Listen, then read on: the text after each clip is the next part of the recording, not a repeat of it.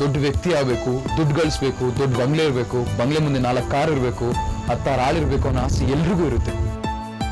ಆದ್ರೆ ಆ ಆಸೆ ಇರಬೇಕಾದ್ರೆ ನಮ್ಮ ಮನಸ್ಸು ಗಟ್ಟಿಯಾಗಿರ್ಬೇಕು. ನಮ್ಮ ಮನಸ್ಸು ಗಟ್ಟಿಯಾಗಿದ್ರೆ ನಮ್ಮ ಭವಿಷ್ಯ ನಮ್ಮ ಮುಷ್ಟಿಯಲ್ಲಿರುತ್ತೆ. ನಿಮ್ಮ ಮನಸ್ಸು ನಿಮ್ಮ ಕೈಲಿದೆ, ನಿಮ್ಮ ಭವಿಷ್ಯನೂ ನಿಮ್ಮ ಕೈಲಿದೆ. ಆದ್ರೆ ನಿಮ್ಮ ಆಯಸ್ಸು ನಿಮ್ಮ ಕೈಲಿಲ್ಲ, ನೆನಪಿರ್ಲಿ.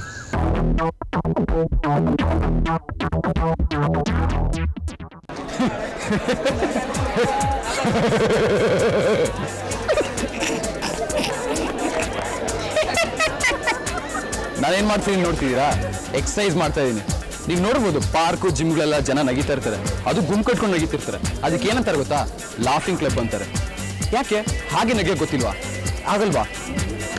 ಸೊ ಲಾಫಿಂಗ್ ಕ್ಲಬ್ ಬೇಕಾ ಬೇಡವಾ ಅನ್ನೋದು ಇವತ್ತಿನ ಪ್ರಶ್ನೆ. ಬನ್ನಿ ಕೇಳೋಣ ಇವ್ರನ್ನ. ಸೊ ಲಾಫಿಂಗ್ ಕ್ಲಬ್ ಬೇಕಾ? ಖಂಡಿತ ಬೇಕು.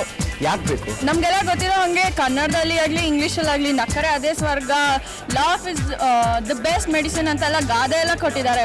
ಸೊ ನಾವು ಲಾಫಿಂಗ್ ಕ್ಲಬ್ಬಲ್ಲಿ ನಗೋದಕ್ಕೆ ತಪ್ಪು. ಒಬ್ಬರೇ ನಗೋ ಗೊತ್ತಿಲ್ಲ, ಕ್ಲಬ್ಬಲ್ಲಿ ಇದ್ರೆ ಗುಂಪು ಜೊತೆ ನಗ್ಬೇಕು. ಗುಂಪು ಜೊತೆ ನಗದಾಗ ಇನ್ನೂ ಜಾಸ್ತಿ ಎಫೆಕ್ಟ್ ಇರುತ್ತೆ. ಏನ್ ಎಫೆಕ್ಟ್ ಇರುತ್ತೆ?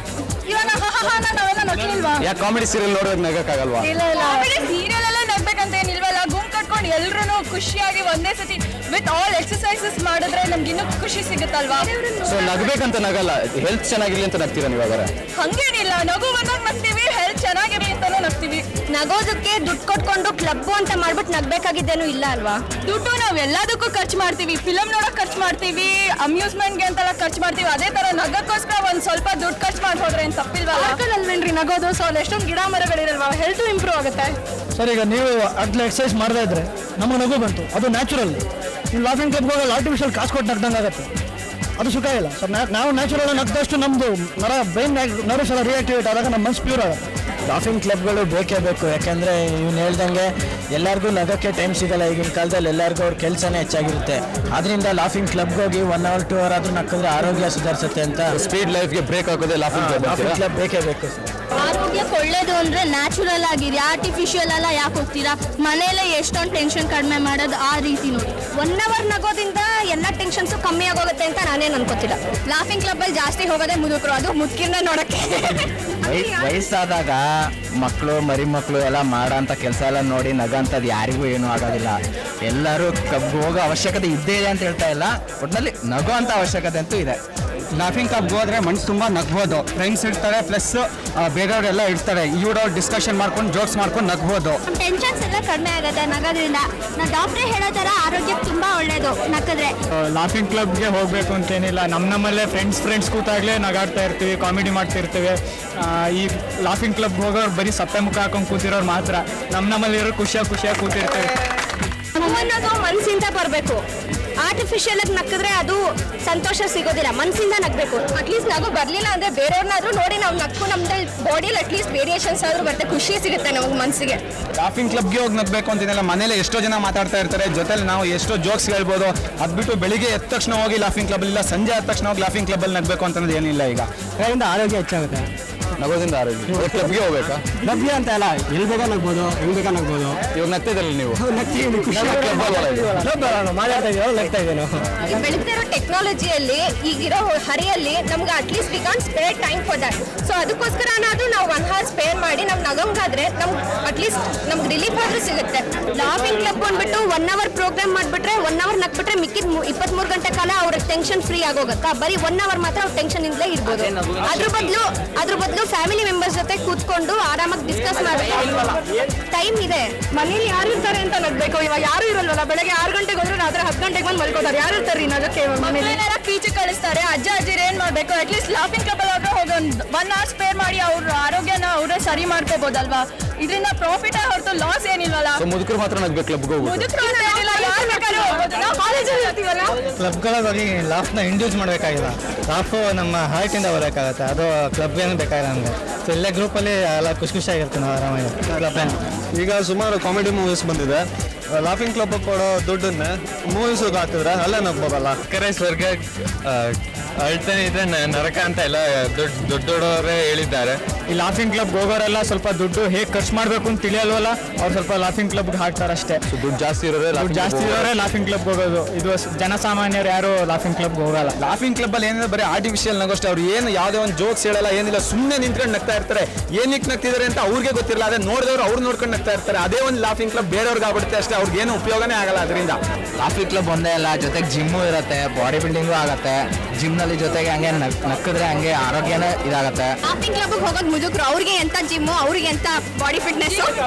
ಕೆಲವ್ರಿಗೆ ಏನಾದರೂ ನಗು ಬರಲ್ಲ, ಅದು ಅವ್ರ ಮ್ಯಾನುಫ್ಯಾಕ್ಚರಿಂಗ್ ಡಿಫೆಕ್ಟು. ನಮ್ಗೇನು ಲಾಫಿಂಗ್ ಕ್ಲಬ್ ಬೇಡ, ನಮ್ಗೆ ಹಂಗೆ ನಗು ಬರುತ್ತೆ. ಹಂಗೆ ನಗೋದ್ರಿಂದ ನಿಮ್ ದುಡ್ಡು ಖರ್ಚಾಗತ್ತೆ ಹೊರತು ಬೇರೆಯವರು ನಿಮ್ಮನ್ನ ನೋಡಿ ನಗಿ ಅವ್ರು ಸಂತೋಷ ಪಡ್ತಾರೆ, ಅವ್ರಿಗೆ ಮೆಡಿಸಿನ್ ಆಗತ್ತೆ. ಅದು ನಿಮ್ಗೆ ಸುಮ್ಮನೆ ದುಡ್ಡು ದಂಡ ಆರ್ಟಿಫಿಷಿಯಲ್ ನಗುವಿಂದ ನಿಮ್ಗೇನು ಪ್ರಯೋಜನ ಆಗಲ್ಲ ಅಲ್ವಾ? ಅವ್ರು ಹೇಳ್ದಂಗೆ ದುಡ್ಡು ಖರ್ಚು ಮಾಡ್ಕೊಂಡು ಲಾಫಿಂಗ್ ಕ್ಲಬ್ಗೆ ಹೋಗ್ತೀವಿ ನಿಜ, ಆದ್ರೆ ಅಲ್ಲಿ ನೀವು ಬೇರೆ ಹಾರ್ಟ್ ಕೇರ್ಗೆ ಅದಕ್ಕೆ ಇದಕ್ಕೆ ಅಂತ ದುಡ್ಡು ಖರ್ಚು ಮಾಡೋ ಬದಲು ಇಲ್ಲಿ ಲಾಫಿಂಗ್ ಕ್ಲಬ್ಗೆ ಕೊಟ್ರೆ ಅದೇ ಫುಲ್ ನಿಮ್ ಬಾಡಿ ಕೇರ್ ತಗೊಳುತ್ತಲ್ವಾ, ಅಲ್ಲಿಗೇನಕ್ಕೆ ಖರ್ಚು ಮಾಡಬಾರ್ದು ನೀವು? ಅದೇ ಎಲ್ಲ ಒಟ್ಟಿಗೆ ನಾವೇ ಜೋಕ್ಗಳು ಹೇಳಿ ನಗ್ತದೆ, ಅದೇ ಇನ್ನೂ ಚೆನ್ನಾಗಿರುತ್ತೆ. ಅದಕ್ಕೋಸ್ಕರನೇ ಹಾಸ್ಯೋತ್ಸವ ಪ್ರೋಗ್ರಾಮ್ ಆ ಥರ ಎಲ್ಲ ಮಾಡ್ತಿದ್ದಾರೆ. ಅದು ಲಾಫಿಂಗ್ ಕ್ಲಬ್ ಅಲ್ಲ, ಜಸ್ಟ್ ಒಂದು ದಿನ ಅಷ್ಟೇ ಏನೋ ಮಾತುಗಳು ಹೇಳಿ ಅಲ್ಲಿಂದ ಜೋಕ್ಸನ್ನ ಇದು ಮಾಡಿ ನಗುನ ಕ್ರಿಯೇಟ್ ಮಾಡ್ತಾರೆ. ಅದು ಬಿಟ್ಬಿಟ್ಟು ಇವ್ರು ಸುಮ್ಮನೆ ಏನು ವಿಷಯನೇ ಇಲ್ಲದೆ ಏನು ಟಾಪಿಕ್ ಇಲ್ಲದೆ ಸುಮ್ಮನೆ ನಿಂತ್ಕೊಂಡು ನಗ್ತಾರೆ. ಆಕ್ಚುಲಿ ಕ್ಲಬ್ ಅಲ್ಲಿ ಬೇರೆಯವ್ರ ಜೊತೆ ನಗೋ ಬದಲು ಫ್ಯಾಮಿಲಿ ಮೆಂಬರ್ಸ್ ಜೊತೆ ಕುತ್ಕೊಂಡು ನಗ್ಬೋದಲ್ವಾ ನೀವು? ಫ್ಯಾಮಿಲಿ ಜೊತೆ ಕೂತ್ಕೊಂಡು ಮಾತಾಡೋದಕ್ಕೆ ಎಲ್ಲಿ ಟೈಮ್ ಇದೆ?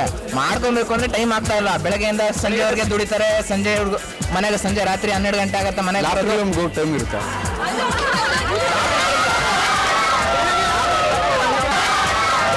ಫ್ಯಾಮಿಲಿ ಜೊತೆ 1 ಅವರ್ ಇದ್ರೆ ಆಯ್ತು, ಗಂಡ ಹೆಂಡತಿ ಕೂತ್ಕೊಂತಾರೆ, ನಗಾಡಕ್ಕಾಗತ್ತಾ? ಜಗಳ ಆಗತ್ತೆ, ಬರೀ ಜಗಳ ಆಗತ್ತೆ.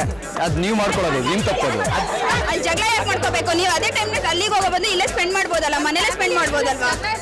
ಮೊಮ್ಮಕ್ಳ ಜೊತೆ ಕೂತ್ಕೊಂಡು ಒಂದು 5 ನಿಮಿಷ ಮಾತಾಡೋದ್ರಲ್ಲಿ ಸಿಗೋ ಸಂತೋಷ ಲಾಫಿಂಗ್ ಕ್ಲಬ್ ಹೋಗ್ಬಿಟ್ಟು 1 ಅವರ್ ನಗೋದ್ರಲ್ಲಿ ಏನು ಈಗಿರೋ ಮೊಮ್ಮಕ್ಕಳೆಲ್ಲ ಬರೀ ಟೀಚರ್ ಕೂತಿರ್ತಾರೆ, ಹೊರತು ಮನೇಲಿ ಯಾರು ಇರೋದಿಲ್ಲ. ತಾತಾಜಿ ಜೊತೆ ಮಾತಾಡಕ್ಕೆ ಯಾರು ಪುರ್ಸತೆ ಇರಲ್ಲ. ಹೋಗಿ ತಾತ ನಾನು ಆಟಕ್ಕೆ ಹೋಗ್ಬೇಕು, ನಾನು ಕ್ರಿಕೆಟ್ ನೋಡ್ಬೇಕು ಅಂತಾರೆ ಹೊರತು, ಯಾರು ಟ್ಯೂಷನ್ಗೆ ಹೋಗ್ತಾರೆ ಹೊರತು ನಾನು ತಾತನ ಜೊತೆ ಕುತ್ಕೋಬೇಕು, ಟೈಮ್ ಸ್ಪೆಂಡ್ ಮಾಡ್ಬೇಕು ಅಂತ ಯಾರು ಕೇಳೋದೇ ಇಲ್ಲ. ಅದಕ್ಕೆ ಬೆಳಗ್ಗೆಯಿಂದ ಅವ್ರ ಫ್ರೆಂಡ್ಸ್ ಜೊತೆ ಅವ್ರ ಕಾಲ ಕಳೆದೇ ಇರ್ತಾರೆ. ಏನಕ್ಕೆ ಅವ್ರ ಅಜ್ಜ ಅಜ್ಜಿಗೆ ಬೇಕು? ಬೆಳಗ್ಗೆಯಿಂದ ಅವ್ರು ಎಷ್ಟಾದ್ರೂ ಅವ್ರ ಫ್ರೆಂಡ್ಸ್ ಜೊತೆ ಇದ್ದೇ ಇರ್ತಾರೆ ಅಲ್ವಾ? ಈಗಿನ ಮಕ್ಕಳು ಎಷ್ಟು ರೂಡ್ ಆಗಿದ್ದಾರೆ ಅಂದ್ರೆ ಅವ್ರು ದೊಡ್ಡವ್ರು ಹೇಳೋ ಮಾತು ಕೇಳೋದೇ ಇಲ್ಲ. ಸೊ ಅವ್ರು ಕರೆದ್ರೂ ಏನಾದ್ರು ಒಂದು ರೀಸನ್ ಹೇಳಿ ತಪ್ಪಿಸ್ಕೊಡ್ತಾರೆ. So they can't spend time with artificial ನಗ್ತೀವಿ ಅಂದ್ರಲ್ಲ, ಆರ್ಟಿಫಿಷಿಯಲ್ ನಗಕ್ಕೆ ಶುರು ಮಾಡಿದ್ರೆ ನಿಜವಾಗ್ಲೂ ನಗು ಬರುತ್ತೆ, ಇನ್ವೇರಿಯಬಲ್ ಅದು. ಸೊ ನೀವು ಆಗ್ತಾನೆ ನಗ್ತೀರಾಗಾರೆ?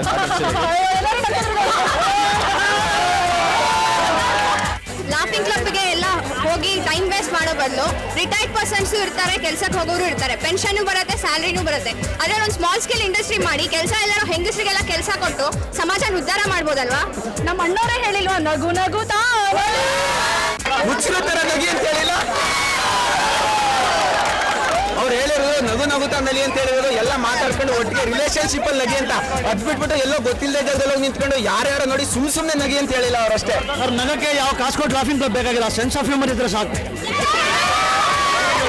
ಸೊ ಎಲ್ಲರೂ ಲಾಫಿಂಗ್ ಕ್ಲಬ್ ಬೇಕು.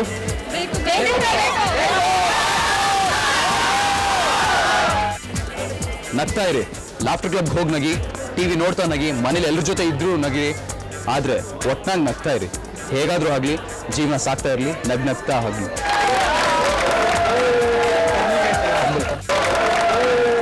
ಹಲೋ, ಚರಣ್, ಅಲ್ಲ ಕೊಡೋ, ನಿನ್ನ ಹತ್ರ ಒಂದು ಇಂಪಾರ್ಟೆಂಟ್ ವಿಷಯ ಮಾತಾಡ್ಬೇಕಿತ್ತು. ನಾನು ಕಾಲೇಜಲ್ಲಿ ಇದ್ದೀನಿ ಕಣೆ, ಪ್ಲೀಸ್ ಕೊಡೋ. ಇಲ್ಲ ಇದೆಯಲ್ವಾ, ಕುಕ್ರಳ್ಳಿ ಕೆರೆ ಬಂದ್ಬಿಡು. ಸರಿ, ಇನ್ 5 minutes ಅಲ್ಲಿ ಇರ್ತೀನಿ ಬಿಡು. Okay bye. ಓಕೆ ಮಾ ಬಾಯ್. ಹಾಯ್. ಓ ಹಾಯ್. ಮತ್ತೆ ಕಾಫಿ ಆಯ್ತಾ? ಇಷ್ಟೊತ್ತೆ ಕಾಲೇಜಲ್ಲಿದ್ದೆ, ನೀನು ಫೋನ್ ಮಾಡ್ಕೊಳ್ಳೋದಕ್ಕೆ ಬಂದೆ. ಹೌದಾ? ಆಕ್ಚುಲಿ ನಾನು ನಿನ್ನ ಹತ್ರ ಏನೋ ಹೇಳ್ಬೇಕಿತ್ತು ಕಣ. ಏನು? ಆಕ್ಚುಲಿ ಶರಣ್, ಅದು red T shirt, black purse, smoking style, ವಾ ವಾ ವಾ ಬಾಪ್ರೆ, ನನ್ಗಂತೂ ಕನ್ಸಲ್ಲೂ ನೀನು ಕನ್ಸಲ್ಲೆಲ್ಲ ಕಾಣೋದು ಕೊಡೋ. ನನ್ಗಂತೂ ಏನಂತಾನೆ ಹೇಳೋಕ್ಕಾಗ್ತಿಲ್ಲ ಗೊತ್ತಾ. ಆಕ್ಚುಲಿ ಏನು ಹೇಳ್ಬೇಕು ಅಂತ ಇದ್ದೀನಿ ಅಂದರೆ, ಹೇಳು. ಅದು ಏನೇ ಇಷ್ಟೊತ್ತು ಚರಣ್, ಐ ಲವ್ ಯು ಕಣೋ, ಐ ಲವ್ ಯು ಕಣೋ. ಆಕ್ಚುಲಿ ಅದು ನಿನಗೆ ಹೇಳ್ಬೇಕು ಅಂತೇನಲ್ಲ, ನಿಮ್ಮ ಅಣ್ಣ ಕಿರಣ ಕಂಡ್ರೆ ನಂಗೆ ತುಂಬಾ ಇಷ್ಟ ಕಣೋ.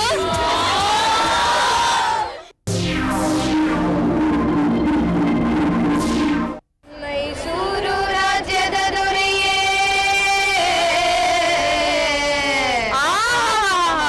ರಣಧೀರ ನಾಯಕ.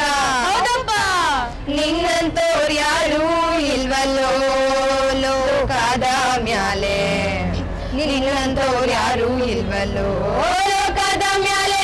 ಮೈಸೂರು ರಾಜ್ಯದೊರೆಯೇ ರಣಧೀರ ನಾಯಕನೇ, ಮೈಸೂರು ರಾಜ್ಯದೊರೆಯೇ ರಣಧೀರ ನಾಯಕನೇ. ನಿನ್ನಂತೋರ್ ಯಾರೂ ಇಲ್ವಲ್ಲೋ ಲೋಕದ ಮ್ಯಾಲೆ, ನಿನ್ನಂತೋರ್ ಯಾರೂ ಇಲ್ವಲ್ಲೋ ಲೋಕದ ಮ್ಯಾಲೆ. ಹಿಂದೆ 200 ದಂಡು, ಮುಂದೆ 300 ದಂಡು, ಹಿಂದೆ 200 ದಂಡು, ಮುಂದೆ 300 ದಂಡು. ನಿನ್ನಂತೋರ್ ಯಾರೂ ಇಲ್ವಲ್ಲೋ ಲೋಕದ ಮ್ಯಾಲೆ.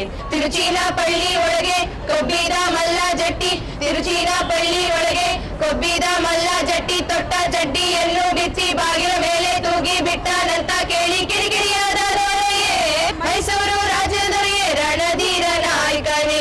ನಿನ್ನಂತೋರ್ ಯಾರೂ ಇಲ್ವಲ್ಲೋ ಲೋಕದ ಮ್ಯಾಲೆ, ನಿನ್ನಂತೋರ್ ಯಾರೂ ಇಲ್ವಲ್ಲೋ ಲೋಕದ ಮ್ಯಾಲೆ. ಮಲಗಮಾನ ಕಾಯುವನೆಂದು ಮಲ್ಲವೇಷವ ತೊಟ್ಟುಕೊಂಡು, ಮಲಗಮಾನ ಕಾಯುವನೆಂದು ಮಲ್ಲವೇಷವ ತೊಟ್ಟುಕೊಂಡು, ತಿರುಚಿನಪಳ್ಳಿಗೆ ಹೋಗಿ ಚಡ್ಡಿ ತೆಗೆದರೆಯೇ, ಮೈಸೂರು ರಾಜ್ಯದೊರೆಯೇ ರಣಧೀರ ನಾಯಕನೇ.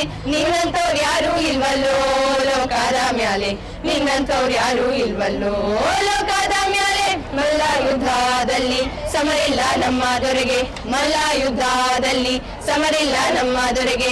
ತೋರ್ಯಾರು ಕೈಯ ಚಳಕ ನೋಟಕ್ಕೆ ಕಾಣದಂತೆ, ತೋರ್ಯಾರು ಕೈಯ ಚಳಕ ನೋಟಕ್ಕೆ ಕಾಣದಂತೆ. ಸೊಂಟ ತೊಳಗೆ ಇದ್ದ ಮಹಾನರಸಿಂಹನೆಂಬೋ ಕತ್ತಿಯಿಂದ ರುಂಡ ಬೇರೆಯಾಗದಂತೆ ಕಂಡರು ನಮ್ಮ ರಣಧೀರ ನಾಯಕ. ಹಬ್ಬಬ್ಬಾ ಮೈಸೂರು ರಾಜ್ಯದೊರೆಯೇ ರಣಧೀರ ನಾಯಕನೇ. ನಿನ್ನಂತೋರ್ ಯಾರೂ ಇಲ್ವಲ್ಲೋ ಲೋಕದ ಮ್ಯಾಲೆ, ನಿನ್ನಂತೋರ್ ಯಾರೂ ಇಲ್ವಲ್ಲೋ ಲೋಕದ ಮ್ಯಾಲೆ. ರಾಯನದಂತ ದೊಡ್ಡ ಆಸ್ತಿಗೆ ಬಿಡು ನಮ್ಮ ದೊರೆಯ ಮ್ಯಾಲ, ಏಳದ ತೆಗಳದ ಎಳೆಯ ರಾಜನನು ಕುಟ್ಟಿ ಕೊಂದು ಬಿಟ್ಟ, ಕುಟ್ಟಿ ಕೊಂದು ಬಿಟ್ಟ. ರಣಧೀರ ದ್ಯಾವನಿವ ಬಾಳ ಬೆಳಕನೀವ, ರಣಧೀರ ದ್ಯಾವನಿವ ಬಾಳ ಬೆಳಕನೀವ. ಇನ್ನ ಹೊರತು ನಮಗೆ ಇನ್ನೊಬ್ಬರಿಲ್ಲ ದ್ಯಾವ, ಇನ್ನ ಹೊರತು ನಮಗೆ ಇನ್ನೊಬ್ಬರಿಲ್ಲ ದ್ಯಾವ. ರಣಧೀರ ನಮ್ಮ ದ್ಯಾವ, ಇನ್ನೊಬ್ಬರಿಲ್ಲ ದ್ಯಾವ. ರಣಧೀರ ನಮ್ಮ ದ್ಯಾವ, ಇನ್ನೊಬ್ಬರಿಲ್ಲ ದ್ಯಾವ. ಮೈಸೂರು ರಾಜ್ಯದೊರೆಯೇ ರಣಧೀರ ನಾಯಕನೇ. ನಿನ್ನಂತೋರ್ ಯಾರೂ ಇಲ್ವಲ್ಲೋ ಲೋಕದ ಮ್ಯಾಲೆ, ನಿನ್ನಂತೋರ್ ಯಾರೂ ಇಲ್ವಲ್ಲೋ ಲೋಕದ ಮ್ಯಾಲೆ.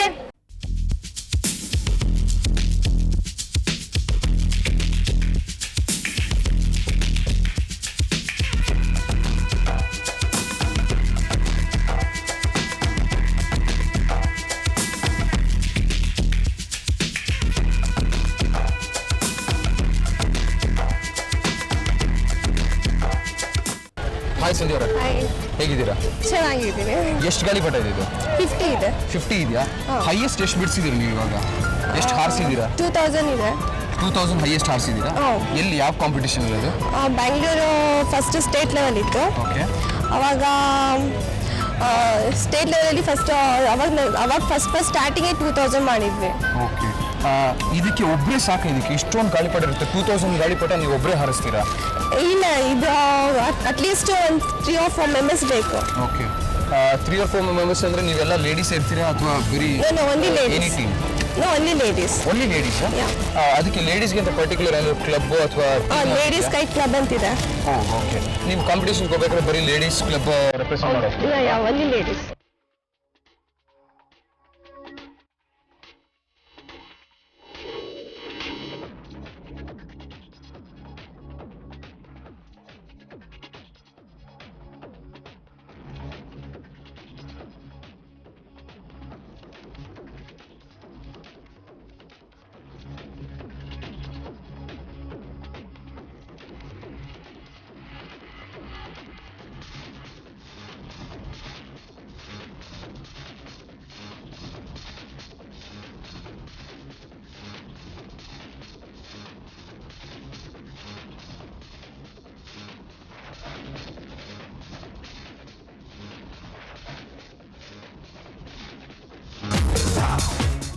ಎಲ್ಲೆಲ್ಲಿ ಕಾಂಪಿಟೇಷನ್ಸ್ಗೆ ಹೋಗಿದ್ದೀರಿ ನೀವು? ಗುಜರಾತ್ ಮತ್ತೆ ಎಲ್ಲೆಲ್ಲ ನಡೀತದಲ್ಲ ಫಿಲಿಂ ವೇಟ್ ಫೆಸ್ಟಿವಲ್ ಅಂತ?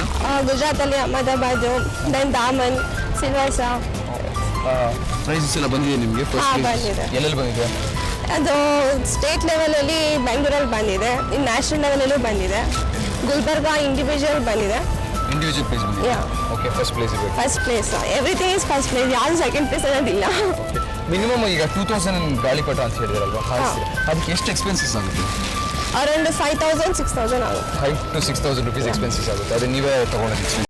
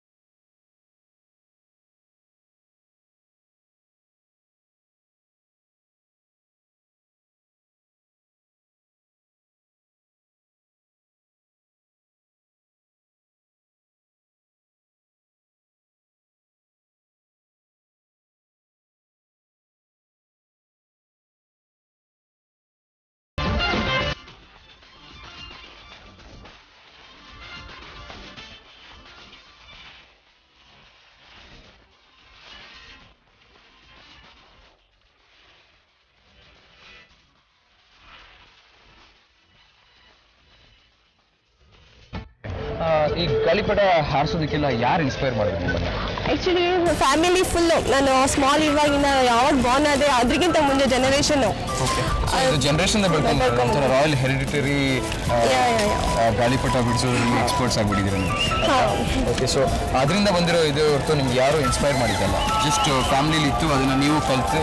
ಫ್ಯಾಮಿಲಿ ಬಂದಿತ್ತು, ಅದು ಇನ್ಸ್ಪೈರ್ ಆಗಿ ಇಲ್ಲಿಂದ ನಾವೇ ಒಂದು ಸ್ಟಾರ್ಟ್ ಮಾಡಿದ್ವಿ, ನಾವು ಕಲಿಯೋದು ಸ್ಟಾರ್ಟ್ ಮಾಡಿದ್ವಿ. ಈ ಗಾಳಿಪಟ ಹಾರಿಸ್ತೀರಲ್ವಾ, ಇದರಲ್ಲಿ ಇವಾಗ ಇಂಡಿಯನ್ ಫ್ಲಾಗ್ ಇದೆ, ಇದೊಂಥರ ಮೆಸೇಜ್ ಕನ್ವೆ ಮಾಡುತ್ತೆ, ಇಂಡಿಪೆಂಡೆನ್ಸ್ ಡೇಗೆ ಇದು ಹಾರಿಸಿದ್ರೆ ಎಲ್ರಿಗೂ ಒಂಥರ ಖುಷಿ ಕೊಡುತ್ತೆ. ಸೊ ಆ ಥರ ನೀವು ಡಿಫ್ರೆಂಟ್ ಟೈಪ್ಸ್ ಆಫ್ ಗಾಳಿಪಟ ಮಾಡಿ ಹಾರಿಸ್ತೀರಾ? ಯಾವ್ಯಾವ ಥರದ್ದು ಇರುತ್ತೆ? ಇದೊಂದಿದೆ, ಇದು ನ್ಯಾಷನಲ್ ಫ್ಲಾಗ್, ಒಂದು ಸುಮ್ಮನೆ ಆರ್ಡಿನರಿ ಅಂತ. ಇನ್ನು ನಾವು ಗುಜರಾತ್ಗೆ ಹೋಗಿರುವಾಗ ಏನಾದ್ರು ಒಂದು ಮೆಸೇಜ್ ಇರೋದು ತಗೊಂಡು ಹೋಗ್ಬೇಕು. ತುಂಬಾ ಕಡೆ ಹೋಗಿದ್ದೀರಾ ನೀವು, ಯಾವ ಥರ ಮೆಸೇಜಸ್ ಕನ್ವೆ ಮಾಡಿದ್ದೀವಿ? ಅದು ಪ್ರಿವೆಂಟ್ ಏಡ್ಸ್ ತಗೊಂಡೋಗಿದ್ದೀವಿ. ಇದು ಬೆಂಗಳೂರಲ್ಲೂ ಮಾಡಿದ್ದೀವಿ, ಅದು ಸೇವ್ ಅನಿಮಲ್ಸ್ ಅಂತ. ಓಕೆ, ಅದೇ. ಸೊ ಮೆಸೇಜಸ್ ಕನ್ವೆ ಮಾಡ್ತಾ ನಿಮ್ಮ ಗಾಳಿಪಟ ಹಾರಿಸ್ತೀರಲ್ಲ?